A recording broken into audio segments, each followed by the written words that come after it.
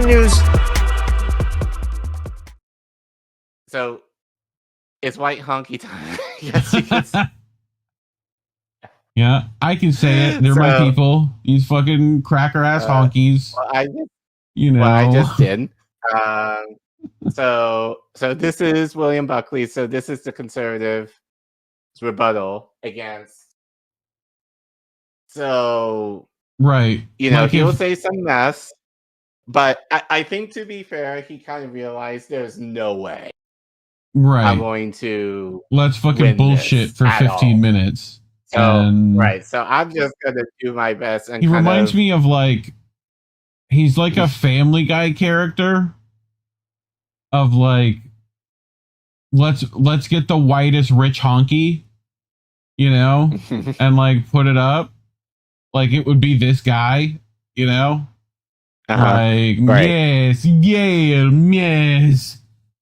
yes, that's how I felt listening to him. But here, I'll let people judge for themselves. Yes. I am now very grateful and very pleased to be able to call on Mr. William F. Buckley, Jr. to speak forth to this motion.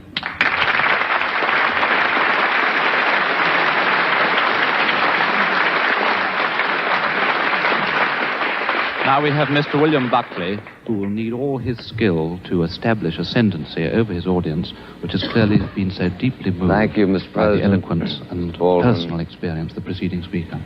Aycock, Mr. Griffith, gentlemen.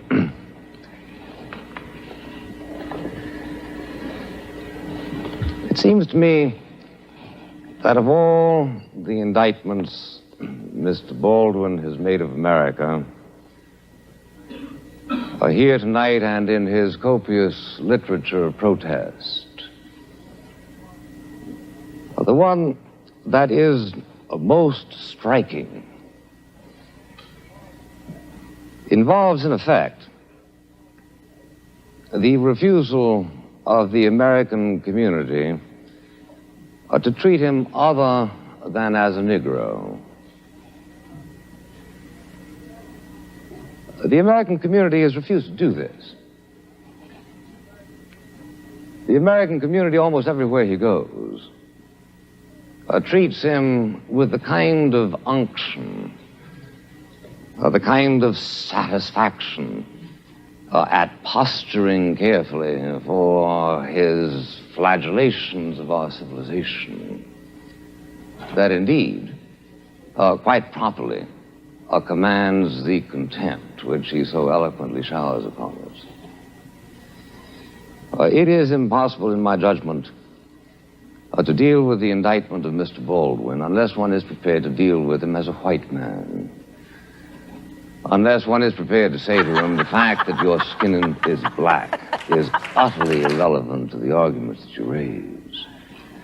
The fact that you sit here, as is your rhetorical device, and lay the entire weight of the Negro ordeal on your own shoulders is irrelevant to the argument that we are here to discuss. The gravamen of Mr. Baldwin's charges against America are not so much that our civilization has failed. Is this the lawyer from Mississippi Burning? The one that's always done as a chicken, like Foghorn Leghorn does that bit, right? No. Okay, now I say, boy, we gotta see him as white, boy. It's like fucking what, dude? Fucking his face, on that one is just that. That is just. He was like, what the fuck you talking about? Relevant to the arguments that you raise. The fact that you sit here, as is your rhetorical device, and lay the entire weight of the Negro ordeal on your own shoulders is irrelevant to the argument that we are here to discuss. The gravamen of Mr. Baldwin's charges against America are not so much that our civilization has failed him and his people, that our ideals are insufficient, but that we have no ideals. That our ideals rather are some sort of a superficial coating which we come up with at any given moment in order to justify whatever commercial and noxious experiment we are engaged in. Thus, Mr. Baldwin can write his book, The Fire Next Time, in which he threatens America. He didn't, in writing that book, speak with the British accents that he used exclusively tonight, in which he threatened America with the necessity for us to jettison. He sees intellectualism as British because that's what he's led to believe. So when Baldwin speaks at an intellectual level, he's like, oh, you're faking being European, you know? Right. Like, okay. You speak white. Right. But you ain't. And remember that. Like, that's what he's saying. Like, for us to jettison our entire civilization. Whereas, funny enough, the Southern accent, Collin, is literally trying to be British. Yes. Like, especially like that fucking Mr. Beauregard. You know? Like, frankly, my dear. I mean, that's literally like you're speaking British, trying. You know? Yes. Yeah. Like, to appear aristocratic. You know, antebellum shit. That kind of nonsense. Yeah. Like, which he's doing right now. Like, the only thing that the white man has that the Negro should want, he said, is power. And he is treated from coast to coast in the United States. Oh, God, he wants power because you guys got all of it. You know? States. Mr. Buckley, with a kind Mr. of Buckley doesn't choose to give way the interrupter master, and he has done. The interrupter is now set down. Goes beyond anything that was ever expected from the most servile Negro creature by a Southern family. I propose to pay him the honor this night of saying to him, Mr. Baldwin, I am going to speak to you without any reference whatever to those surrounding protections which you are used to in virtue of the fact that you are a Negro. And here we need to ask the question, what in fact shall we do about it, Mr. President? What shall we in America try to do, for instance, to eliminate those psychic humiliations which I join Mr. Baldwin in believing are the very worst aspects of this discrimination. You found it a source of considerable mirth to laugh away the statistics of my colleague, Mr. Burford. I don't think they are insignificant. They are certainly not insignificant in a world which attaches a considerable importance to material progress. It is, in fact, the case that 7/10 of the white income of the United States is equal to the income that is made by the average Negro. I don't think this is an irrelevant statistic, ladies and gentlemen. It takes a capitalization of $15,000, $16,000, $17,000 per job in the United States. This is a capitalization that was not created exclusively as a result of Negro travail. My great-grandparents worked too. Presumably yours worked also. I don't know of anything that has ever been created without the expense of something. All of you who hope for a diploma here are going to do that at the expense of a considerable amount of effort. And I would thank you, please not to belie the fact that a considerable amount of effort went into the production of a system which grants a greater degree of material well-being to the American Negro than that is enjoyed by 95% of the other peoples of the human race. But even so, to the extent that your withering laughter suggested here that you found this a contemptible observation, I agree. I don't think it matters that there are 35 millionaires among the Negro community. If there were 20 million millionaires among the Negro community of the United States, I would still agree with you that we have a dastardly situation. But I'm asking you not to make politics as the crow flies, to use the fleeted phrase of Professor Oakeshott. but rather to consider what, in fact, is it that we Americans ought to do. What are your instructions that I'm to take back to the United States, my friend? I want to know what it is that we should do, and especially I want to know whether it is time, in fact, to abandon the American dream as it has been defined by Mr. Haycock and Mr. Burford. What, in fact, is it that we ought to do, for instance, to avoid two humiliations mentioned by Mr. Baldwin as being a part of his own experience during his lifetime. At the age of 12, you will find on reading his book, he trespassed outside the ghetto of Harlem and was taken by the scruff of the neck by a policeman on 42nd Street and Madison Avenue and said, "Here, you nigger, go back to where you belong." 15, 20 years later, he goes in and asks for a Scotch whiskey at the airport at Chicago and is told by the white barman that he is obviously underage and under the circumstances cannot be served. I know from your faces that you share with me the feeling of compassion and the feeling of outrage that this kind of thing should have happened. What, in fact, are we going to do to this policeman? And what, in fact, are we going to do to this barman? How are we going to avoid the kind of humiliations that are perpetually visited on members of a minority race? Obviously, the first element is concern. We've got to care that it happens. We have got to do what we can to change the warp and woof of moral thought in society in such fashion as to try to make it happen less and less. Let me urge this point to you, which I can do with authority, my friends, the only thing that I can tonight. And that is to tell you that in the United States, there is a concern for the Negro problem. Now, if you get up to me and say...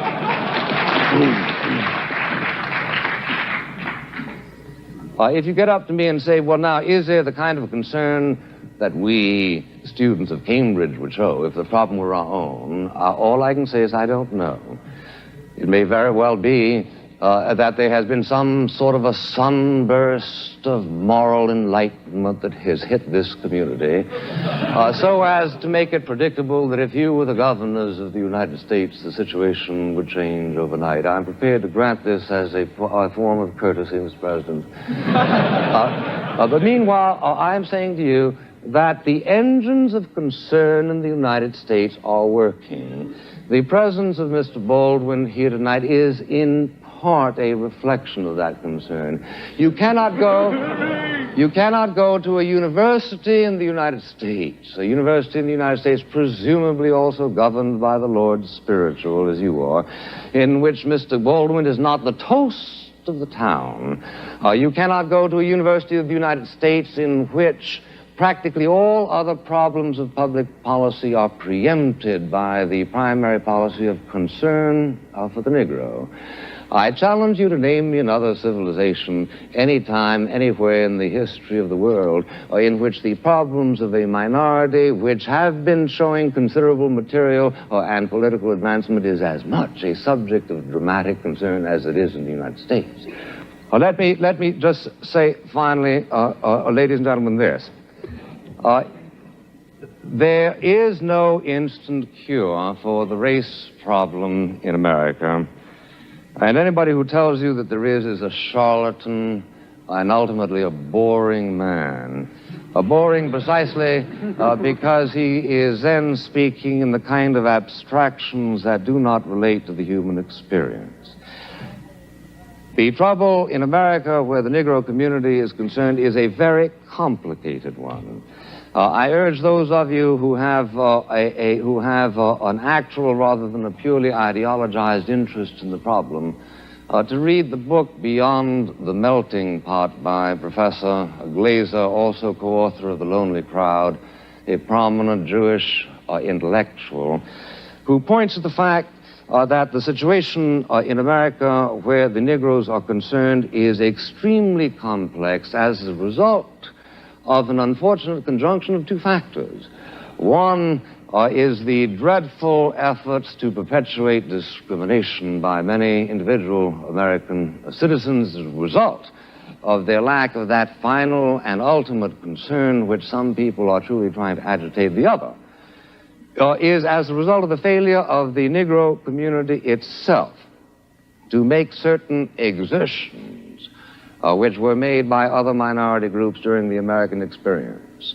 If you can stand a statistic not of my own making, let me give you one which Professor Glaser considers as relevant.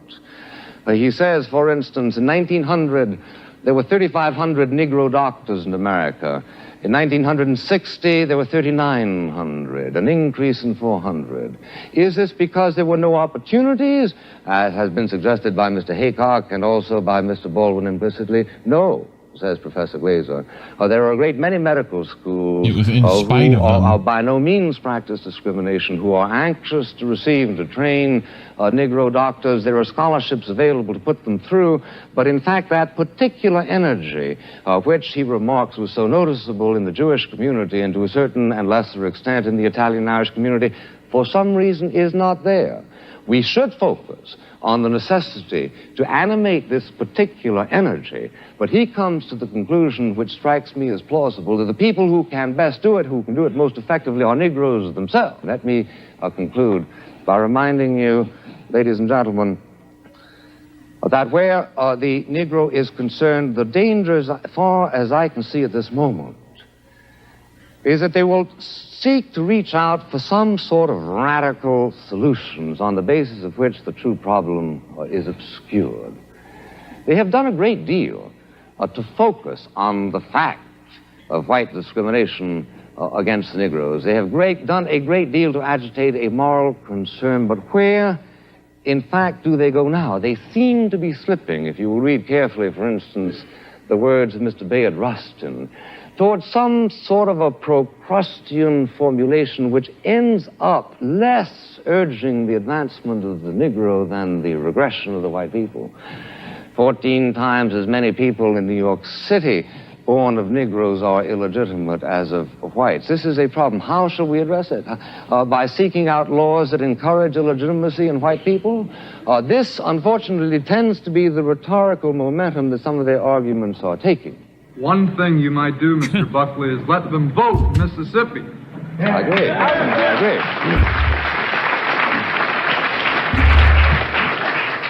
I couldn't agree with you more, and for except lest I appear too ingratiating, which is hardly my objective here tonight. I think actually what is wrong in Mississippi, sir, is not that not enough Negroes are voting, but that too many white people are voting. I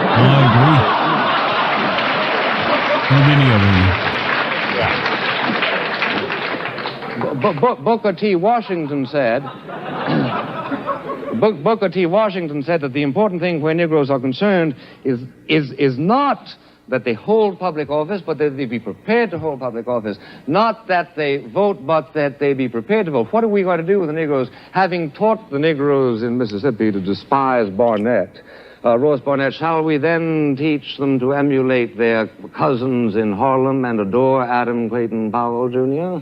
It is much more complicated, sir, than simply the question of giving them the vote. If I were myself a constituent of the community of Mississippi at this moment, what I would do is vote to lift the standards of the vote so as to disqualify 65% of the white people who are presently voting. Not simply to give the... I say then that what we need is a considerable amount of frankness that acknowledges that there are two sets of difficulties. The difficulties of the white person who acts as white people and brown people and black people do all over the world to protect their own vested interests, who have, as all of the races in the entire world have, and suffer from a kind of a racial narcissism which tends always to convert every contingency into such a way as to maximize their own power. That, yes, we must do. But we must also reach through to the Negro people and tell them that their best chances are in a mobile society. And the most mobile society in the world today, my friends, is the United States of America. The most mobile society of the United States, in the world is the United States of America, and it is precisely that mobility which will give opportunities to the Negroes which they must be encouraged to take. But they must not, in the course of their ordeal, be encouraged to adopt the kind of cynicism, the kind of despair, the kind of iconoclasm that is urged upon them by Mr. Baldwin in his recent works. Because of one thing, I can tell you, I believe with absolute authority, that where the United States is concerned, if it ever becomes a confrontation between a continuation of our own sort of idealism, the private stock of which, granted, like most people in the world, we tend to lavish only every now and then on public enterprises, reserving it so often for our own irritations and pleasures. But the fundamental friend of the Negro people in the United States is the good nature, and is the generosity, and is the good wishes, is the decency, the fundamental decency that do lie at the reserves of the spirit of the American people. These must not be laughed at, and under no circumstances must they be laughed at, and under no circumstances must America be addressed he's still and keeping told them that the only alternative in his head, to the status which is quo funny. is to overthrow that civilization which we consider to be the faith of our fathers, the faith indeed of your fathers. This is what must animate whatever meliorism must come, because if it does finally come to a confrontation, a radical confrontation between giving up what we understand to be the best features of the American way of life, which at that level is indistinguishable, so far as I can see, from the European way of life, then we will fight the issue. And we will fight the issue not only in the Cambridge Union, but we will fight it, as you were once recently called to do, on beaches and on hills and on mountains and on landing grounds. And we will be convinced that just as you won the war against a particular threat to civilization, you were nevertheless waging a war in favor of and for the benefit of Germans, your own enemies, just as we are convinced that if it should ever come to that kind of a confrontation, our own determination to win the struggle will be a determination to wage a war not only for whites, but also for Negroes.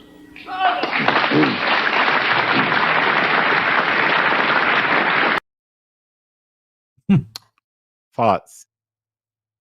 I mean, he has a lot to say. like, it's just like the thinking of that side of the argument has not changed since then at all. Like, right. It's still the same shit. It's still bootstraps and victim blaming, individualism. Right. Yep. And millionaires is the sign of like success, you know. And or like a few black people are able to make it, so why can't the rest? Right. Which is the same thing they say to the poor whites. Same thing. Right. It's America sees itself as embarrassed millionaires and not the proletariat it is. That's Steinbeck. Right? Mm-hmm. So like The Grapes of Wrath, Steinbeck. But I mean, it's still the same. Like, we know that that's just not the case, and he's waxing poetic about it as this super capitalist utopia that it supposedly is, and it's like, well, at the same time, saying that this person is like only putting on the fucking skin of like civilization, practically, you know, the European and American people, the mindset, the whatever he fucking said, you know, like, I don't know. Most of it was obfuscation. You know, it was just Yes. word salad. You know? Yeah. So Yeah, basically. But and that's only to mask the few points he's got that are fucking racist and shitty and capitalist. right, but I think what was kind of poignant to me, now granted, obviously, at least with the clip that we got, because this was an hour long, there were other speakers, but there were students who were speaking also. And I'm not sure if those were actually broadcast, but just to give you some context, it was not just them who was speaking here. But the idea that Buckley but in the debate, it was Baldwin who spoke first, Right. and then Buckley spoke after.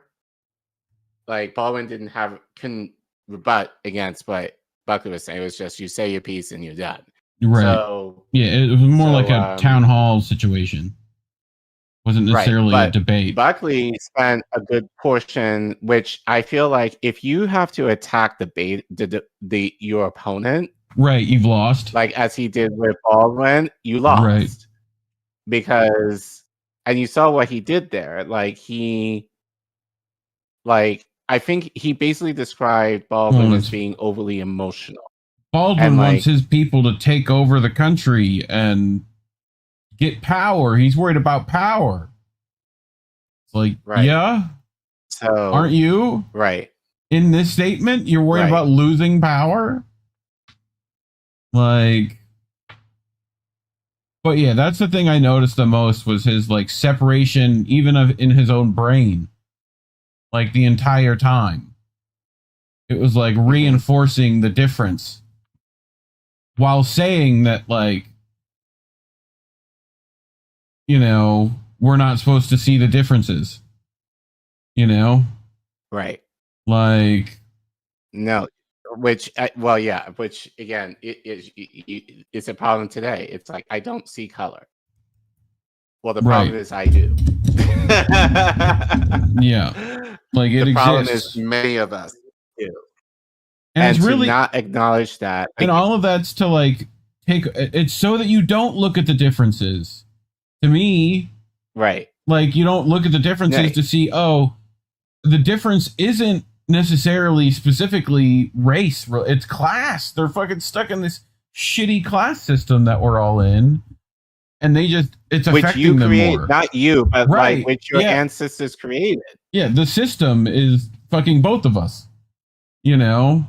Right. Like at this point, which was Baldwin's whole point, like that's why he was talking about the fucking labor issue. Like it's like, no, it's the plight of the worker and the one who's stuck in this fucking rat race, who's stuck in the same ghettos I am, you know, like we're all wanting to get out of that system, and you tell us we can, and then there is no opportunities for us, you know, like we're meant to be here where you put us. Like, but yeah, I do find his statements interesting. It's the same conservative talking points that we hear all the time. So right, but it's funny, but it's not funny, but it's the idea, like we think of all of these, you know, like right-wing pundits who say basically the same shit and probably worse now than they were back then. And he's worried about anti-white we think that policy, you know, like the whole time he's yelling about, well, they're saying that it's really too many white people are voting. Like that's his whole shtick is like, which is true. Yeah, that it's mainly true. old folks. But why too is many? That too many? Right. But again, why are too many white people voting? Well, he was saying black people weren't. He was saying like he was trying to relate it to the thing he had just said. Like he had gotten like interrupted, and he's like trying to bring it back to his point of like, you know, Baldwin's trying to make it to where we get anti-white legislation and like. Right. You know, should we incentivize The one was, should we incentivize illegitimate children and white folks? That was his fucking explanation, because white folks are fucking without and making babies, right? Should we encourage white people to be fucking and making babies? That's bad, right? Like, you know, especially, you know, you got to be married and all that. Like, he's doing that bit, you know, trying to dog whistle his way into black people are animalistic and they be fucking, you know, like that's right. That's what he's trying to fucking insinuate. And they do crime more. And should we incentivize white crime so that, like, that's what he was blaming Baldwin and his compatriots for policy that does that, you know? Right. And it's like, nah, dude, you're just telling on yourself here, bro. You know? Like. But you notice during the thing, you notice, like, when Baldwin was speaking, no one said a word. Everyone was tuned into what he was saying. When Buckley was speaking, people were scrutinizing, like, hey. Which I think, to be fair, was common practice, like, for these debates, that people within crowd would speak up, you know, against whoever was speaking. Well, and that's very but with British Baldwin thing was to do, kind of like, unique. That state of Commons, right? House of Commons shit, right? Which honestly, well, so two things along with that, like, but the idea that no one said a word during Baldwin's thing was in of itself unique. That actually, I think that was reported on. I think maybe in the New York Times, I believe, that they mentioned, you know, oh, he got a standing O. So that was a big deal. That one, he got a standing O, but two, everyone was so enthralled with what James Baldwin had to say. By the way, according to this, he won. Right. But obviously, you know. Yeah, they did a vote afterwards. Do you have that? Right. Yes. Here, I'll find it. No, I got it. Yeah. The proposition led by Baldwin won by landslide majority of 380. With the A's receiving 544 votes to the no's 164. So overwhelmingly, people thought that Baldwin was able to state his case much better than Buckley. So, but yeah, I think, yeah, this was fun. I think just in terms of, I think a change of pace, but I think, you know, it's kind of interesting to kind of go back in history and see how in a lot of ways we've kind of devolved into having this kind of discourse, like, here we go. Tellers take you their know, places, kind of, please. Hold on. They voted in favor of the motion being that the American dream is at the expense of the Negro. They voted in favor of that motion 544 persons and against 164 persons. The motion is therefore carried by 380 votes. I declare the House to stand adjourned. So, yeah, landslide victory. Overwhelming. Right. So, but yeah, I think again, it's, as the saying goes, there are some things that, while things change, there's some things that remain the same. I think it's still the idea of a lot of these conservative talking points is still kind of the rhetoric that, which, to be fair, I think is actually very interesting that they've been able to maintain those views even now, like from all the way back then. So it just kind of shows how essentially how locked in Republicans are or conservatives are in terms of their rhetoric, you know, and having shit. your talking points and the rhetoric, and just really just stay the course. Whereas on the liberal side, it tends to be more waffly, you know, depending on the wind and the culture or whatever else, or in response to them, like they don't have anything necessarily to counter as this is our North Star. Like they're just kind of, liberals are just kind of generally, I feel like, all over the place. Like 1 minute, oh, we're for, well, and it's by design. Like, because like both of those problems are like, to deal with them, it's deal with the class issues, and like the powers that control things are like, no. We like being up where we are, You know, we don't want you fucking heathens in our vicinity. So y'all stay down there, pretty much. But Right. Yep. But yeah, I think it's it's interesting just watching this debate, but I think more importantly, I wouldn't say civil, but like there was class to it. Like now it's just kind of like a yelling match, like kind of what Piers Morgan does on his show. It's just like you yell over each other to try and make your point, which is often based on emotion and like screaming at people in order to try and make your point. That didn't happen here. It was more like, I want to say my piece and call it a day, moving on. And, you know, almost kind of similar to what happens in Parliament, somewhat, or any European country, you know, when they debate.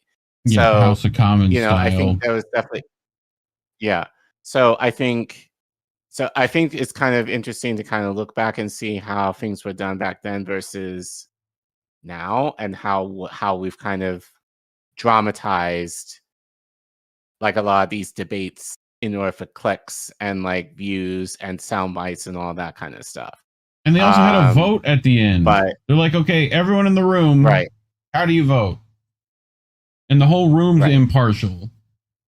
You know, now that would be like, you know, if you could possibly keep something without bot manipulation, you know, people actually voting the things like, oh yeah, no, that's a good idea. You know, but anyway, yeah, you have to have a lot of faith in humanity for that to work out too. And it's like, my faith in that is not very high at the minute, you know?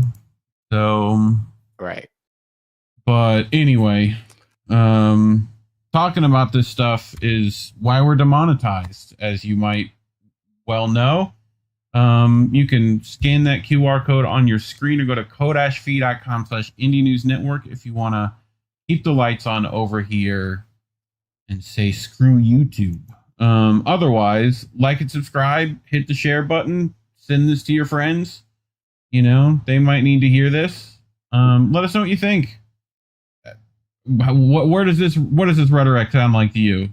Otherwise, thanks for watching.